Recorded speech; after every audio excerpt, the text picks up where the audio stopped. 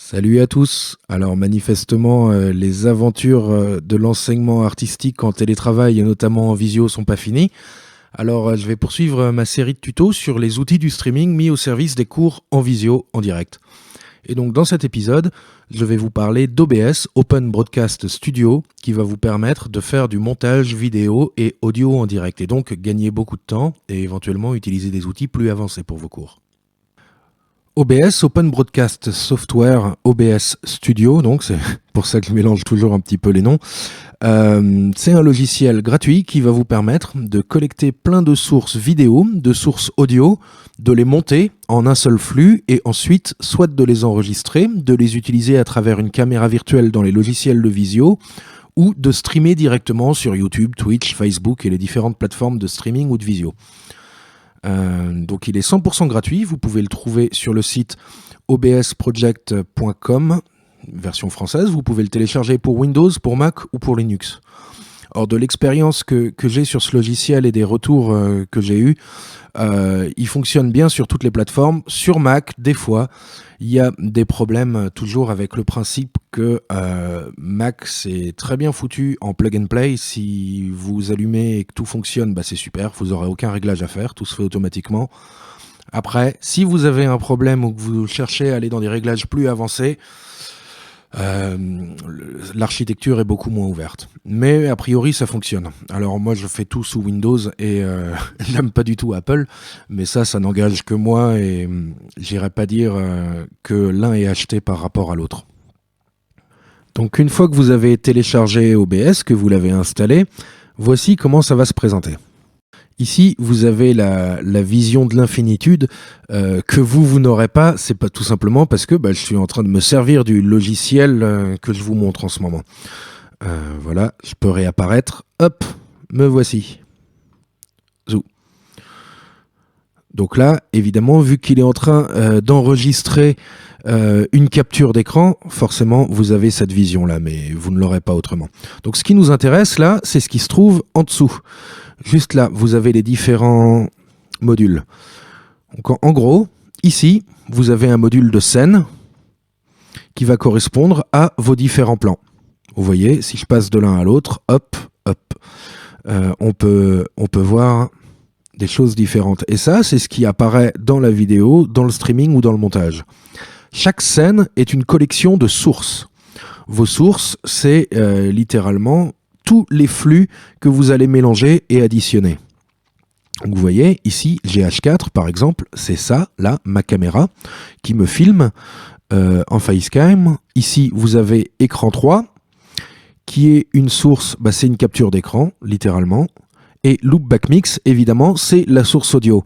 Alors pour comprendre ce que c'est qu'un loopback ou une boucle audio, je vous invite à regarder la précédente vidéo sur le montage audio et le routing audio. Là, simplement, plutôt que de prendre directement l'entrée de mon micro, je fais une boucle comme ça, je peux récupérer tout l'audio généré dans mon ordinateur ou lire des vidéos sur Internet, n'importe quoi. Si on regarde plus en détail, ici, dans les sources, donc elles sont dans l'ordre, du haut vers le bas, elles se superposent. J'ai d'abord ma source GH4 que je peux glisser et mettre comme je veux. Donc ça, c'est ma caméra Facecam. Ici, j'ai écran 3, c'est ma capture d'écran. Donc là, on voit bien qu'elles sont dans l'ordre. Si je mets GH4 derrière écran 3, hop, ça disparaît. GH4, ça fonctionne. Et vu que j'ai un fond vert et le réglage pour, il passe devant en surimpression. J'ai aussi une source Loopback Mix. Et là, c'est mon audio. D'ailleurs, on le voit ici dans le mélangeur audio. Et on voit aussi que je l'ai travaillé avec un plugin, un petit peu. Je compresse et tout ça pour avoir un plus gros son. Si je voulais rajouter une autre source, simplement, je choisis le type de source, audio, capture d'écran, jeu vidéo. Hop, je descends, périphérique de capture vidéo. Je crée une nouvelle source. Je pourrais ajouter déjà dans une nouvelle scène ou quoi ma source GH4, mais là, je vais faire une nouvelle. Et donc, je veux ma caméra, la caméra de mon HP, la petite webcam. Hop, je la mets là. Ensuite, je choisis le périphérique, HP Full HD caméra, c'est celle-ci. Hop, il va falloir que je fasse activer. hop, et la voici. Donc si je la mets devant, elle passera devant, et je peux faire des montages multicam. Donc là, par exemple, si je la mettais là, hop, ça me servirait pour ma guitare en gros plan, et puis, tout en pouvant garder un fond vert, une incruste ou n'importe quoi. Si je la passe derrière, bah, même chose. Hop, elle passe en arrière-plan. Si je la redescends, elle passe derrière mon écran, on la voit plus. Le petit œil, là, c'est aussi un bypass. Hop. Parce qu'après, avec les raccourcis, je pourrais la mettre ou l'enlever. Je vais l'enlever immédiatement. Ensuite, je vais pouvoir passer, même chose, d'une scène à l'autre. Évidemment, sur chaque source, je vais pouvoir appliquer des effets, des traitements, et sans vous les montrer de manière exhaustive, parce qu'il y a sur Internet des très longs tutos qui vont vous détailler toutes les fonctionnalités d'OBS. Par exemple, ici, on voit que je peux mettre un filtre, et j'en ai un, Chroma Key. Donc ça, dans le plus incrustation par chrominance, c'est simplement mon fond vert. Hop, vous voyez, il est derrière moi. Et c'est ce qui va me permettre de régler les contours. Donc évidemment, dans l'idéal, il faut des conditions de studio, de lumière contrôlée et tout ça. Mais après, bon, on est a priori des profs de musique, pas des ingénieurs du son, des réalisateurs ou des caméramans. Et on va pas débloquer les moyens de TF1. L'idée, c'est déjà de pouvoir utiliser ces outils-là pour mieux travailler et avec le temps de se peaufiner. Même chose sur le son. Hop, je peux mettre des filtres. Et là, vous voyez que OBS, il est super bien foutu puisqu'on va pouvoir utiliser des plugins VST. Là, en l'occurrence, j'utilise Neutron directement. Donc là, les mêmes plugins que je pourrais utiliser dans Pro Tools ou dans n'importe quel truc. Hop, le voici. Et donc là, qu'est-ce que ça me permet de faire? Une équalisation très simple. J'enlève un peu de bas parce que de toute façon en visio et sur YouTube et tout, ça ne sert à rien. Je gonfle un peu ma voix pour faire un peu style radio. Je coupe les médiums parce que j'ai un cheveu sur la langue à la con. Non, surtout parce que ça se fait souvent. Équalisation dynamique en l'occurrence. Et je rajoute un petit peu de très aigu. Bon, ça c'est vraiment des questions de goût. Mais surtout, ça me permet d'utiliser le mode limiteur et donc de pousser les volumes. Comme vous pouvez le voir ici, je suis toujours entre moins 10 et 0, quoi. On pourrait dire c'est un peu comme un mastering rapide du pauvre. Si vous êtes chaud en son, vous pouvez utiliser Ozone ou des choses plus avancées. Vous pouvez utiliser tous les plugins que vous voulez pour ça. Donc là, admettons que je crée une nouvelle scène. Voilà, ma scène. Je mets les sources qui m'intéressent, toujours le loopback, le GH4. Ce qui va vous intéresser, vous, ça va être globalement les captures d'audio, simplement une entrée toute simple pour un micro, un loopback si vous voulez le son de votre ordinateur, les captures d'écran si vous voulez montrer des sources sur YouTube, les périphériques de capture vidéo pour vos caméras. Vous pouvez aussi utiliser navigateur pour YouTube, des images, des diaporamas, ce que vous voulez. Et si vous voulez faire apparaître un logiciel, par exemple capture de fenêtre, hop, là, ça pourrait être pour Sibelius, pour MuseScore ou pour des logiciels de musique, Guitar Pro, etc. Là, j'ai ouvert RX en arrière-plan. Voici, je vais aller le chercher dans les périphériques. Hop, j'ai ouvert RX en arrière-plan, le voici. Et voilà. Il apparaît à l'écran. Vous pouvez très simplement les placer comme vous voulez. Ça va dépendre de la résolution de vos logiciels, etc. Donc là, je le mets derrière mon GH4. Hop. Et là, je vais pouvoir placer ça comme je veux et faire mon autre scène et puis switcher de l'une à l'autre. Donc ça demande un peu de préparation. Il faut préparer ses scènes et ses sources à l'avance, avant le cours, avant le stream, etc. Mais une fois que c'est prêt, ça roule tout seul. Donc là, vu que j'ai aussi la source Loopback Mix en audio, donc cette source que vous allez voir, hop, j'enlève ça.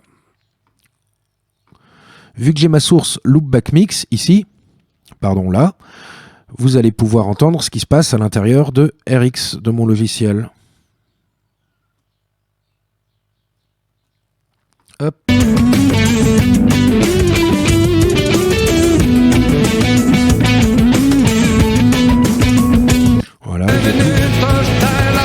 à mon logiciel et à toutes ses fonctionnalités.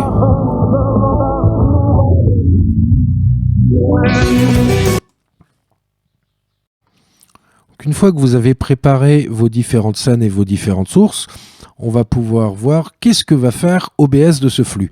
Déjà, vous avez deux modes. Donc là, directement, si je clique sur des changements de scène, eh ben, on voit que ça change directement. Vous avez aussi un mode studio, là, ici, qui va vous permettre de faire des transitions et du montage un petit peu plus avancé.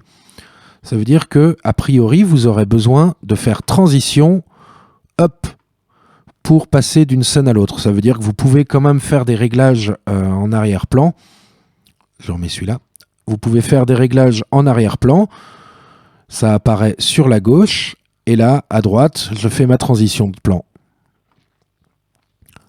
Ça, c'est juste le mode studio.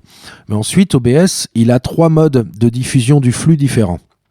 Le mode enregistrement, bah là vous voyez qu'il est activé puisque je suis en train de faire une vidéo. Celle-ci, je ne la diffuse pas en direct puisque je fais juste un montage minimum pour des raisons didactiques et surtout vu que vu que je fais un tuto sur le logiciel d'enregistrement, ça m'oblige à faire un peu de montage parce que bon, il y a des petites finasseries.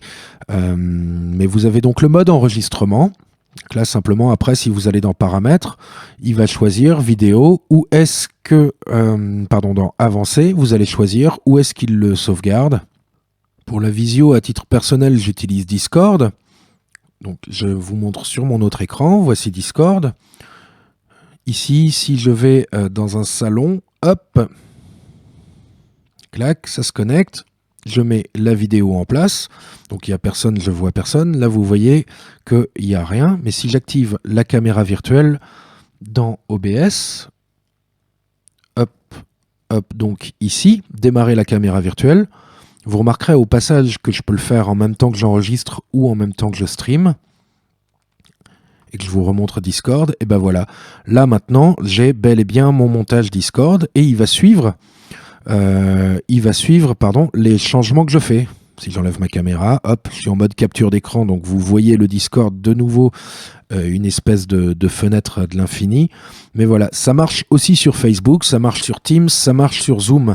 Pour ça, il suffit en général à chaque fois, sur chaque logiciel, d'aller dans les paramètres utilisateurs.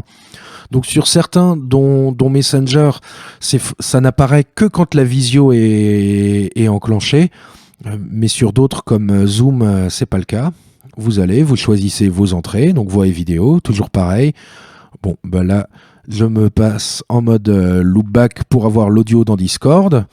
Et surtout, vidéo, et ben, si j'avais ma caméra HD, là, l'HP, pardon, ça c'est la caméra de mon ordinateur portable.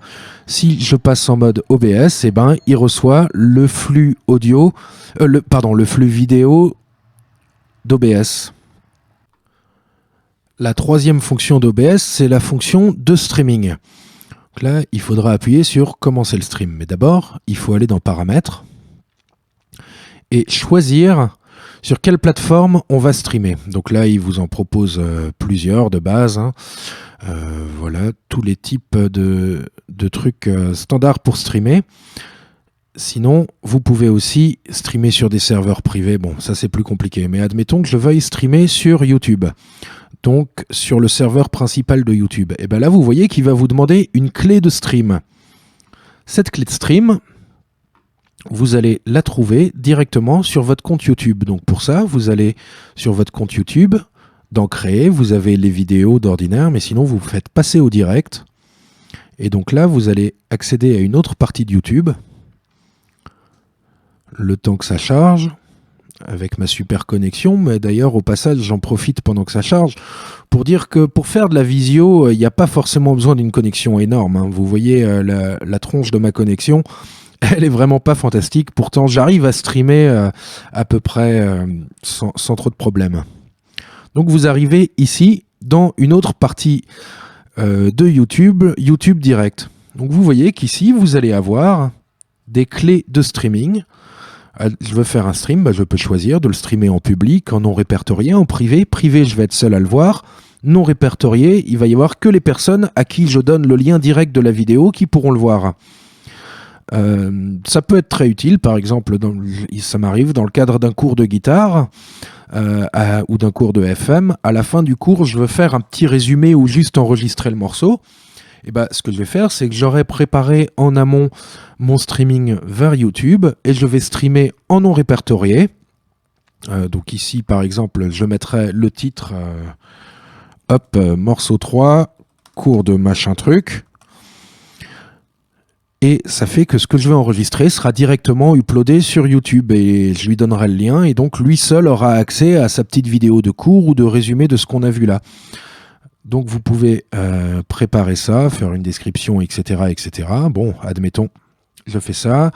Là, il y a toujours l'histoire, est-ce que c'est conçu pour les enfants ou quoi? Ça va surtout définir la manière dont l'algorithme partage et est-ce que les commentaires sont ouverts? Donc hop, je vais mettre oui, les commentaires seront fermés. Et donc là, j'ai une clé de streaming que je vais copier et directement recopier dans OBS, dans l'onglet Streaming. Hop. Stream flux, je suis sur YouTube, je copie ma clé, et donc là, si je fais commencer le streaming, ça va streamer directement sur YouTube avec tous les paramètres que j'aurais fait. Pour Facebook, par exemple, pour faire des lives Facebook, c'est exactement la même chose. Vous allez aller là, non pas sur Facebook, mais sur Facebook Live Producer. Et si vous êtes connecté à Facebook, vous aurez la même chose. Clé de stream persistante. Voilà, super sympa de la montrer là. Donc, je la change. Hop, et je l'aurai changé à la fin de cette vidéo. Je copie ma clé de stream. Dans OBS, je vais directement la copier, paramètres de flux de stream. Hop, évidemment en précisant que je fais un Facebook Live. Hop. Et ensuite, j'aurai plus qu'à commencer le streaming. Éventuellement, le serveur va me demander une confirmation. Ça va dépendre que c'est bien. Ça va dépendre des plateformes, mais ils vont demander une confirmation. Souvent, évidemment, petite sécurité pour pas faire du live sur n'importe quoi. Et ça streamera en direct sur Facebook. Ça fera un Facebook Live, sur YouTube un YouTube Live, sur Twitch vous streamerez sur Twitch, etc., etc.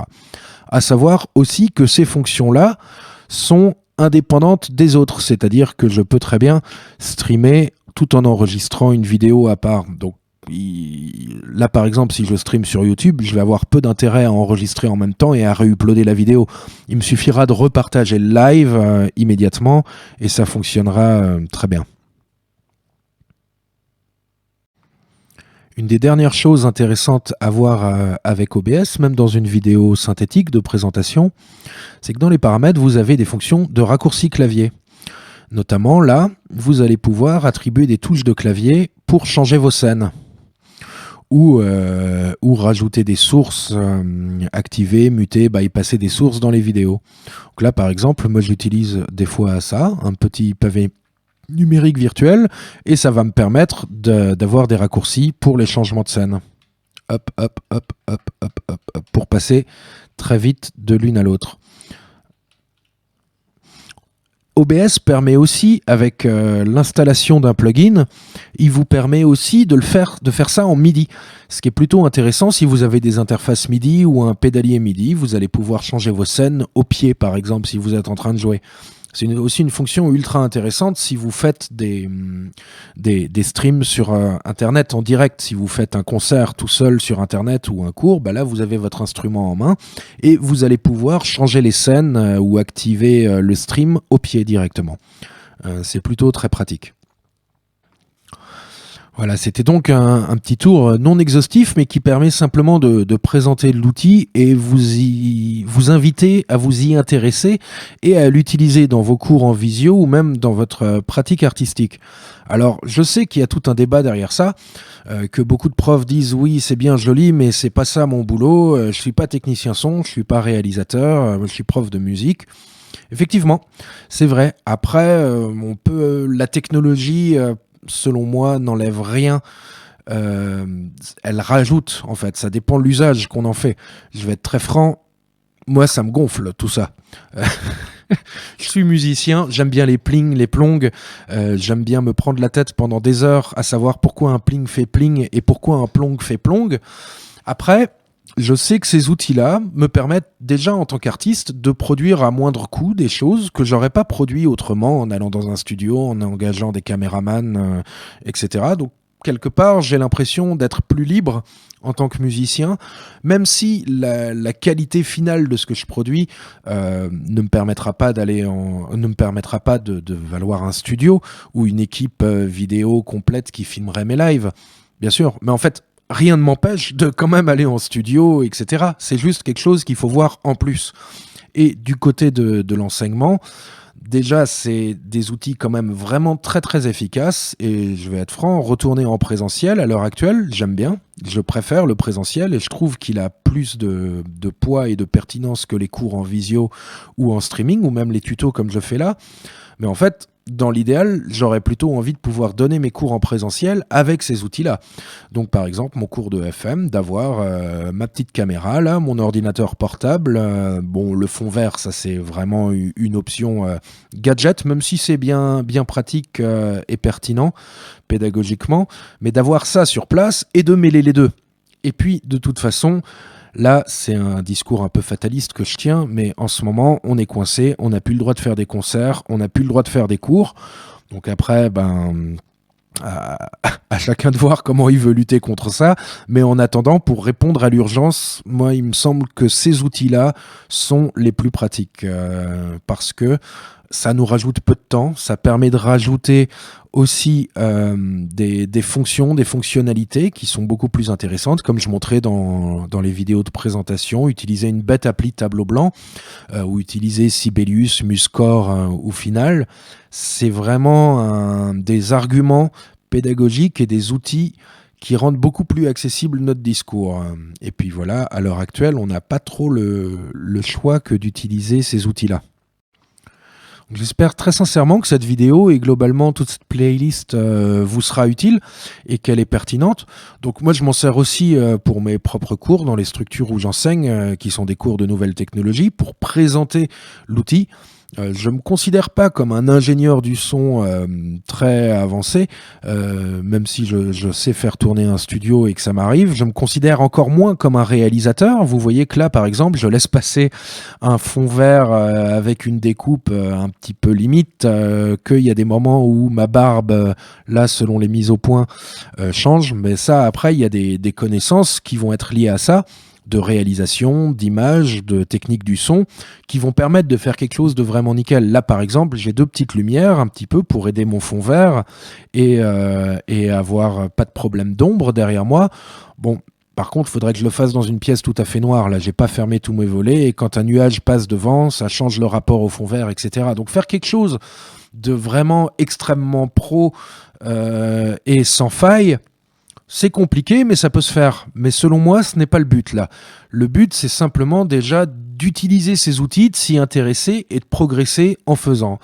Parce que la contrainte et l'actualité nous poussent à ça. Donc dans cette playlist, je ferai peut-être encore d'autres vidéos sur d'autres outils. Peut-être que si j'ai beaucoup de questions, je rajouterai une vidéo sur une question, un point de détail en particulier, ou sur un outil que je vais rajouter avec le temps. Là par exemple, cette vidéo sur OBS, j'y avais pensé dès le début bien sûr, mais je me suis pas pressé à la faire. Et puis c'est au fur et à mesure de vos questions sur les différents réseaux que je me suis dit, ah c'est vraiment pertinent peut-être de faire une vidéo explicative et plus poussée sur cet outil-là. Donc n'hésitez pas à me contacter ici ou là, à me poser vos questions, et puis ça influencera peut-être le devenir de cette série de tutos, et puis d'une manière générale de ma chaîne ou de ma production. Merci, à bientôt.